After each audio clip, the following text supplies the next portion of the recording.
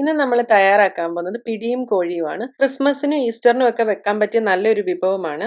ആദ്യം നമുക്ക് കോഴി കറി വെക്കുന്നതിന് ആവശ്യമായിട്ടുള്ള സാധനങ്ങൾ എന്തൊക്കെയാണെന്ന് നോക്കാം. ചിക്കൻ വൃത്തിയാക്കിയത് 1 കിലോ, സവാള ഒരു വലുത് നീളത്തിൽ അരിഞ്ഞത്, ഇഞ്ചി വെളുത്തുള്ളി ചതച്ചെടുത്തത് 2 ടേബിൾ സ്പൂൺ, പച്ചമുളക് 3 എണ്ണം, ചിക്കൻ മസാല 1 ടേബിൾ സ്പൂൺ, മുളക് പൊടി 2 ടീസ്പൂൺ, മല്ലിപ്പൊടി 1.5 ടീസ്പൂൺ, മഞ്ഞൾപ്പൊടി 1/2 ടീസ്പൂൺ, കറുവപ്പട്ട ഒരു ചെറിയ കഷ്ണം, ഏലക്ക 3 എണ്ണം, ഗ്രാമ്പു 5 എണ്ണം, ബേ ലീഫ് 1 എണ്ണം, ഇളം ചൂടുള്ള വെള്ളം 1/2 കപ്പ്, തേങ്ങാപ്പാൽ 3/4 കപ്പ്, കറിവേപ്പില 1 തണ്ട്, വെളിച്ചെണ്ണ 1 ടേബിൾ സ്പൂൺ, ഉപ്പ് ആവശ്യത്തിന്. ഇനി നമുക്കിത് തയ്യാറാക്കുന്ന വിധം എങ്ങനെയാണെന്ന് നോക്കാം. ആദ്യം ഒരു പാത്രം അടുപ്പിൽ വെച്ച് ചൂടാകുമ്പോൾ അതിലേക്ക് വെളിച്ചെണ്ണ ഒഴിച്ചു കൊടുക്കാം. ഇനി എണ്ണ നന്നായി ചൂടായി കഴിയുമ്പോൾ അതിലേക്ക് ബേ ലീഫ്, കറുവപ്പട്ട, ഏലക്ക, ഗ്രാമ്പു ഇത്രയും കൂടി ഇട്ട് കൊടുക്കാം. കറുവപ്പട്ട ചെറുതായിട്ടൊന്ന് ഒടിച്ചിട്ട് കൊടുക്കാം. ഇനി ഇതിലേക്ക് സവാള അരിഞ്ഞത് ചേർത്ത് കൊടുക്കാം. ഒന്ന് വഴണ്ട് കഴിയുമ്പോൾ അതിലേക്ക് കുറച്ച് ഉപ്പിട്ട് കൊടുക്കാം. ഇനി അതൊന്ന് ഇളക്കി യോജിപ്പിച്ചതിന് ശേഷം അതിലേക്ക് പച്ചമുളക്, ഇഞ്ചി വെളുത്തുള്ളി ചതച്ചത് ചേർത്ത് കൊടുക്കാം. ഇനി ഇതൊന്ന് വഴറ്റി കൊടുക്കാം.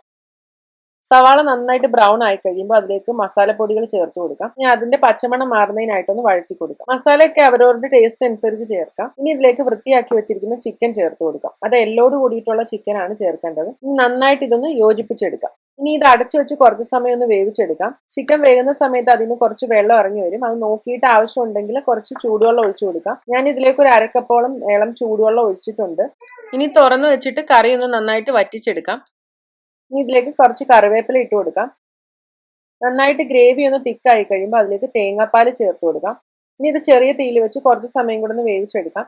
അപ്പോഴത്തേക്ക് ആ തേങ്ങാപ്പാലൊക്കെ ഒന്ന് ചിക്കനിലേക്ക് പിടിച്ചിട്ട് ആ എണ്ണയൊക്കെ മുകളിൽ തെളിഞ്ഞു വരും. അപ്പൊ നമ്മുടെ ചിക്കൻ കറി റെഡി ആയി കഴിഞ്ഞു. ഇനി ഇത് അടച്ചു വെച്ച് ഒരു സൈഡിലേക്ക് മാറ്റി വെക്കാം. ഇനി പിടി തയ്യാറാക്കുന്നതിന് ആവശ്യമായിട്ടുള്ള സാധനങ്ങൾ എന്തൊക്കെയാണെന്ന് നോക്കാം. വറുത്ത അരിപ്പൊടി 2 കപ്പ്, തേങ്ങ തിരുമിയിട്ടൊന്ന് ചതച്ചെടുത്തത് 1 കപ്പ്, ജീരകം ചതച്ചെടുത്തത് 1/4 ടീസ്പൂൺ, വെള്ളം 3 കപ്പ്, തേങ്ങാപ്പാൽ 1 കപ്പ്, ഉപ്പ് ആവശ്യത്തിന്. ഇനി ഇത് തയ്യാറാക്കുന്ന വിധം എങ്ങനെയാണെന്ന് നോക്കാം. ആദ്യം നമുക്കൊരു പാത്രത്തിൽ 2 കപ്പ് വെള്ളം എടുത്തിട്ട് നന്നായിട്ടൊന്ന് തിളപ്പിച്ചെടുക്കണം. ഇത് അടച്ചു വെച്ച് തിളപ്പിച്ചെടുക്കാം. വെള്ളം തിളയ്ക്കുന്ന സമയത്ത് നമുക്ക് ഈ പൊടി ഒന്ന് മിക്സ് ചെയ്തെടുക്കാം. ഇതിനായിട്ട് റെഡിമെയ്ഡ് പൊടി ഉപയോഗിക്കുക. ഈ വറുത്തിട്ടുള്ള അരിപ്പൊടിയാണ് ഇതിനായിട്ട് ഉപയോഗിക്കേണ്ടത്.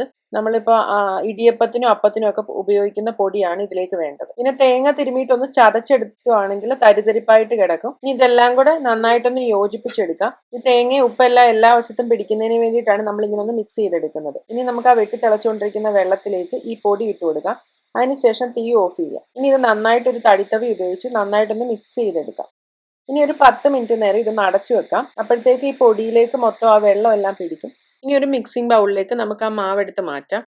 ഇനി ചൂടോടുകൂടി തന്നെ ഇത് കൈവച്ച് നന്നായിട്ട് കുഴച്ചെടുക്കണം. ഇപ്പൊ 2 കപ്പ് പൊടിക്ക് 2 കപ്പ് വെള്ളം എന്നുള്ള കണക്കിനാണ് എടുത്തിരിക്കുന്നത്. അപ്പൊ നല്ല ചൂടുണ്ട്. ഇനി നന്നായിട്ട് ഇത് കുഴച്ചെടുത്തിട്ട് ചെറിയ ചെറിയ ബോൾ പോലെ ഉരുട്ടിയെടുക്കണം. ഒരു മുന്തിരിങ്ങയുടെ വലിപ്പത്തിൽ ചെറിയ ബോൾ ഉണ്ടാക്കണം. ഒരുപാട് വലിപ്പം കൂടി പോകരുത്. ചെറിയ ഉരുളയ്ക്കാണ് നല്ല ടേസ്റ്റ് ഉണ്ടാകുക. അങ്ങനെ മുഴുവൻ മാവും ഇതേപോലെ ചെറിയ ബോൾ പോലെ ഉരുട്ടിയെടുത്ത് ഒരു പ്ലേറ്റിലേക്ക് മാറ്റി വെക്കാം. ഇനി ഒരു പാനിലേക്ക് നമുക്ക് 1 കപ്പ് തേങ്ങാപ്പാൽ ഒഴിച്ചു കൊടുക്കാം.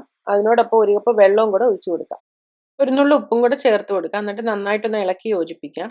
ഇതിപ്പോൾ നല്ല ടേസ്റ്റ് ഉണ്ടാകുന്നതിന് വേണ്ടിയിട്ടാണ് ഞാൻ തേങ്ങാപ്പാലിൽ കുക്ക് ചെയ്യുന്നത്. ഇപ്പൊ തേങ്ങാപ്പാലിൽ കുക്ക് ചെയ്യുന്നതിന് പകരം സാധാരണ വെള്ളത്തിൽ കുക്ക് ചെയ്തെടുത്താലും മതി. അപ്പോൾ 2 ടീസ്പൂൺ അരിപ്പൊടിയും കൂടെ ചേർക്കണമെന്ന് മാത്രം. സാധാരണ വെള്ളമാണ് ഉപയോഗിക്കുന്നതെങ്കിൽ നന്നായിട്ട് തിളച്ചതിന് ശേഷം മാത്രം ഇടുക. ഇപ്പൊ തേങ്ങാപ്പാൽ ആയതുകൊണ്ട് ചെറുതായിട്ട് ചൂടായി തുടങ്ങുമ്പോഴത്തേക്ക് അതിലേക്ക് ഇട്ട് കൊടുക്കാം.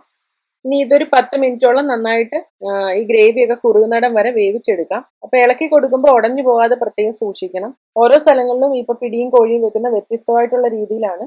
ചിലയിടത്ത് ചിക്കൻ കറി വെക്കുമ്പോൾ തേങ്ങാപ്പാലിൽ വെക്കും, ചിലയിടത്ത് അത് വറുത്തരച്ചിട്ട് വെക്കും. പിന്നെ മലബാർ സൈഡൊക്കെ വെക്കുവാണെന്നുണ്ടെങ്കിൽ അത് ഇറച്ചിപ്പിടി എന്ന് പറയും. അപ്പൊ പിടിയിൽ അത് വെളുത്തുള്ളിയും ചുവന്നുള്ളിയും ഒക്കെ അരച്ച് ചേർത്തിട്ടാണ് ഉണ്ടാക്കുന്നത്. അപ്പൊ അത് വേറൊരു ടേസ്റ്റ് ആണ്. അതേപോലെ അത് ചിക്കൻ കറിയിൽ ഇട്ടിട്ടാണ് അത് വേവിച്ചെടുക്കുന്നത്.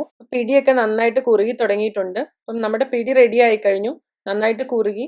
ഇപ്പം നമ്മുടെ പിടിയും കോഴിയും തയ്യാറായി കഴിഞ്ഞു.